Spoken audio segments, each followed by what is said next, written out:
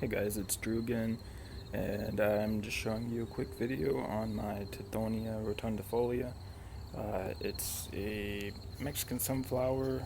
There's several varieties of Mexican sunflowers. This one's the red torch, or the Mexican torch. Produces some beautiful orange-red flowers that I'll show you, but I'm mainly growing this as a chop and drop uh, source of plant nutrients for my bananas, and uh, incorporating this into my agroforestry rows. I really enjoy growing this plant because it grows so easily. A lot of people consider this to be a quite invasive growing plant, but I haven't found that to be unmanageable in any way.